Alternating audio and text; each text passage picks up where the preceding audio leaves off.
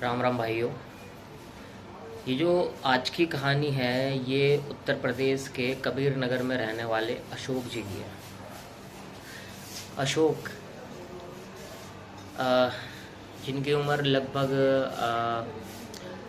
करीब 40-42 समथिंग। और अशोक जो है किसी क्या नाम है किसी कंपनी में काम किया करते थे। और अशोक के अंदर एक ख़ास बात ये थी कि अशोक इंद्रजाल जानते थे।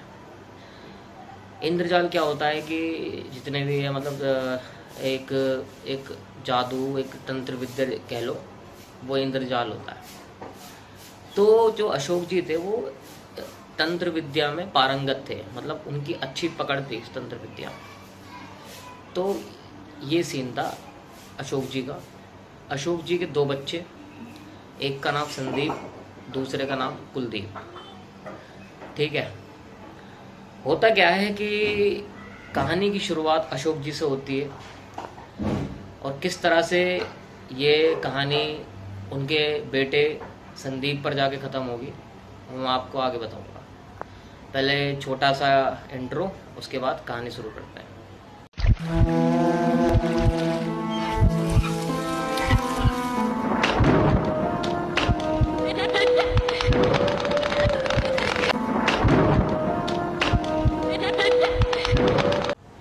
हाँ तो भाइयों, मैं जैसे कि आपको पता है मैं अशोक जी के बारे में बता रहा था।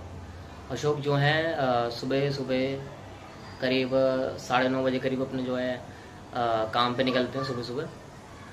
और जब वो रास्ते से जा रहे होते हैं तो उनको रास्ते में पुलिस वाले जो हैं पकड़ लेते हैं। अब पुलिस वाले पकड़ते हैं तो पुलिस वाले बोलते हैं कि आप हमें जो है गाड़ी के कागज़ चेक कराइए और मतलब लाइसेंस वगैरह। तो क्या नाम है, जो लाइसेंस जो था वो अशोक जी पे पहले पे ही था, मतलब उनकी जेब में रखा हुआ था अशोक पे जो लाइसेंस था। और अदर जो कागज़ थे वो अशोक जी पे अवेलेबल उस टाइम नहीं थे, वो घर पे रखे हुए थे। तो अशोक जी ने बोला कि जो मेरे पास लाइसेंस मेरे पास है लेकिन कागज़ मेरे पास नहीं, वो घर पे रखे हुए हैं। आप चाहो तो, लेकिन हाँ मेरे फ़ोन में उनकी फ़ोटो है, मैं आपको दिखा सकता हूँ। तो पुलिस वालों ने बोला कि नहीं, हमें जो है फ़ोटो नहीं देखनी, हमें ओरिजिनल कागज़ देखने हैं, आप हमें ओरिजिनल कागज़ ला के मतलब दे दो। अब सीन क्या होता है भाई, अशोक जी को ना लेट भी बहुत हो रहा था काम के लिए। तो उन्होंने पुलिस वालों से बोला कि देखो जी, मेरे को ना बहुत लेट हो रहा है, मेरे पे फ़ोटो रखी हुई है, आप देख लो क्या समस्या है, क्या क्या सीन है। लेकिन पुलिस वाले नहीं मानते। तो एक पुलिस वाला उनके पास आता है और कहता है कि एक काम कर, चाय पानी के पैसे दे दे और चुपचाप चला जा। तो अशोक जी पे मात्र 500 का जो है पत्ता उनके पास रखा होता है, तो वो देना भी नहीं चाह रहे होते, लेकिन मजबूरी थी, देना पड़ गया उन्हें। लेकिन जैसे कि मैंने आपको बताया कि अशोक जी को ना तंत्र विद्या और इंद्रजाल आता था। होता क्या है कि जब पुलिस वाला किसी और बंदे से बात कर रहा होता है तो अशोक जी जेब में से 500 का पत्ता निकालते हैं और उसको मतलब क्या नाम है कुछ पढ़ते हैं और उस 500 के पत्ते पे कुछ फूंक देते हैं। ठीक है, 500 का पत्ता निकाला, कुछ पढ़ा और फूंक दिया, और वही पत्ता 500 का पुलिस वाले को दे दिया।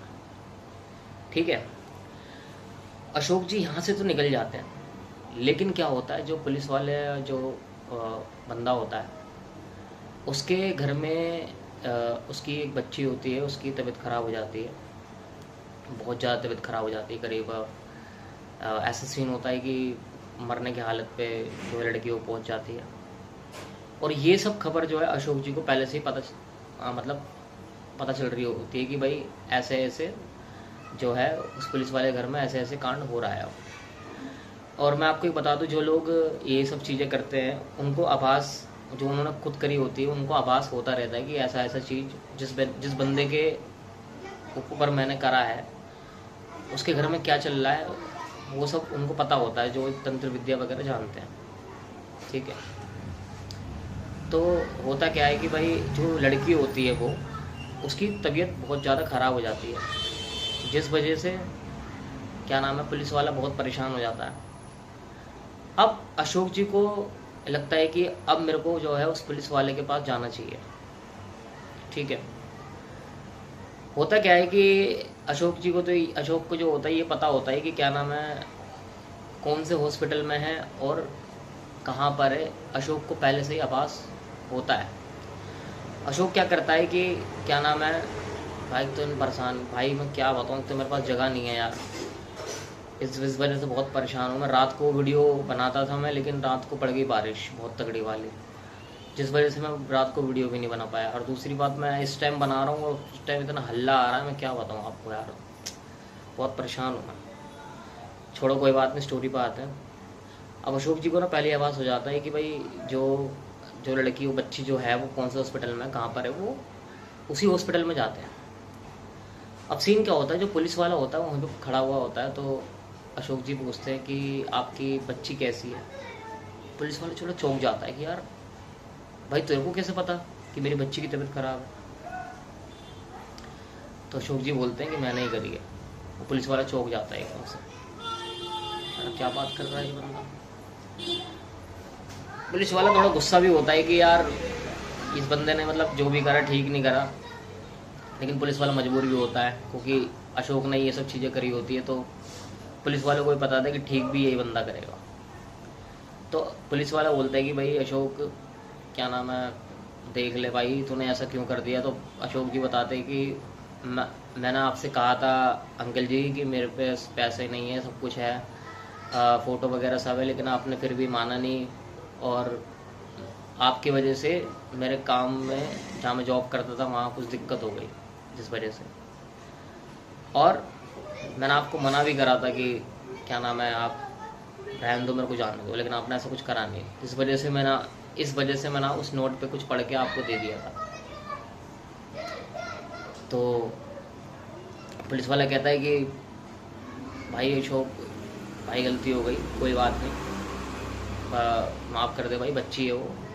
तो अशोक कहता है इसी वजह से मैं आया हूँ कि आपकी बच्ची की तबीयत ज़्यादा ख़राब हो गई है, कुछ ज़्यादा ही कंडीशन ख़राब है, इसी वजह से मैं आपके पास आया हूँ। अशोक करता क्या है कि अशोक इसके पास जाता है, बच्ची के पास, सर पे हाथ फेरता है और कुछ पढ़ता है। पढ़ने के बाद क्या नाम है, एक गिलास पानी लेता है और पानी से कुछ पढ़ता है। पानी में पढ़ के पानी को फूंक के उस बच्ची को पिला देता है। आप यकीन नहीं मानोगे, आधे घंटे बाद वो बच्ची अपने पैरों से घर जाती है, आधे घंटे बाद। ये सीन यहाँ ख़त्म होता है। ठीक है, अशोक अपने घर जाते हैं, 1-2 दिन बीतता है अच्छे से, कोई दिक्कत नहीं। अच्छा, एक चीज़ तुम्हें बताना भूल गया, जब अशोक पुलिस वाले के पास आया था तो पुलिस वाले ने ये भी कहा था कि आप पैसा लेना चाहो तो आप पैसा ले लो, लेकिन मेरी बच्ची को जो है बचा लो। लेकिन अशोक जी ने ऐसा कुछ नहीं करा, उन्होंने सिर्फ ये बोला कि आप मेरे को सिर्फ एक दारू की बोतल दे दें। उस पुलिस वाले ने एक दारू की बोतल दी, जो दारू की बोतल अशोक को दी थी। वो दारू की बोतल क्या करता है, अशोक के एक नदी किनारे जाता है या कहीं भी जाता है, किसी वैसे स्थल पे जहाँ पानी होता है, नदी किनारे जाता है, जहाँ तक स्टोरी में ये बताया जाता है, और दारू पीता है और वही दारू उस नदी किनारे चढ़ा देता है। ठीक है, अब सीन क्या होता है मैं बताता हूँ आगे। अशोक को 2 से 3 दिन ही हुए होते हैं, वो अपने ऑफिस जा रहा होता है दोबारा। रास्ते में उसका एक्सीडेंट हो जाता है, जिस वजह से अशोक की मौत हो जाती है। अब एक चीज़ और मैं बताऊंगा, अशोक की जब मौत होती है उससे करीब 1.5 से 2 साल पहले अशोक ने अपने लड़के संदीप को ये सब चीज़ें पहले से ही, इंद्रजाल और ये सब चीज़ें, तंत्र विद्या सिखाई होती है संदीप को। संदीप कौन? संदीप अशोक का बड़ा लड़का और कुलदीप छोटा लड़का। संदीप को ये सब चीज़ें जो है, क्या नाम है, अशोक ने सिखाई होती है सारी विद्या जो है। अशोक की डेथ हो जाती है, अशोक चला जाता है। अब ये पूजा पाठ करना, ये सब चीज़ें संदीप चालू करता है। ठीक है, संदीप जो लड़का होता है वो एक गांव में, क्या नाम है, एक स्कूल के अंदर झाड़ू पोछे का काम कर रहा होता है। और उसका जो जीवन जो है उसी रोजगार से जो है चल रहा होता है। होता क्या है कि उसी मतलब वहीं पे जगह जो संदीप जो होता है लड़का, वो वहाँ पर काम कर रहा होता है और उसी स्कूल की एक लड़की जो है वो सेट कर लेता है। और जब वो स्कूल की लड़की को सेट कर लेता है तो वो मतलब सेट कर चुका होता है, उसकी सेटिंग होती है उसके स्कूल में। तो उस लड़की से बोलता है कि जब छुट्टी हो जाए तो तू रुक जाइयो। तो लड़की कहती है ठीक है मैं रुक जाऊंगी। होता क्या है कि जब संदीप उस लड़की को, क्या नाम है, उस स्कूल के अंदर लेके बैठा हुआ होता है, बातचीत कर रहा होता है, बाहर से या कहीं से कोई एक लड़का उसी गांव की लड़की, उसी जो लड़की जो थी, उसी जो लड़की जो थी जिस गांव की थी, उसी गांव का एक लड़का उन दोनों को साथ में देख लेता है स्कूल के अंदर। वो क्या करता है, वो भगते हुए जाता है और पूरे गांव में हल्ला कर देता है कि भाई हमारे गांव की लड़की एक अदर गांव के लड़के से उधर स्कूल के अंदर बातचीत कर रही है, वो बैठे हुए हैं वहाँ पर। गांव वाले गुस्सा हो जाते हैं, डंडा वंडा लेके जाते हैं बकायदा। अब संदीप को ना ये चीज़ आभास हो जाती है कि मेरी जान खतरे में है, क्योंकि भाई उसे भी तंत्र विद्या ये सब चीज़ें आती हैं। तो उसको आभास हो जाता है कि यार मेरी जान ना खतरे में है बहुत तगड़ी तरीके से। अब सीन क्या होता है कि लड़की को वो कैसे न कैसे करके स्कूल से भगा देता है, लेकिन स्कूल के चारों तरफ, मतलब स्कूल के जो गेट वाला हिस्सा होता है वो पूरा, चारों तरफ तो नहीं, स्कूल का जो गेट वाला हिस्सा होता है वो घिरा हुआ होता है। अब संदीप बहुत परेशान हो जाता है कि मैं निकलूँ तो निकलूँ कैसे, क्योंकि स्कूल की दीवारें कम से कम 15-20 फुट की तो दीवारें थी वहाँ पर। ठीक है, 15-20 फुट की दीवारें।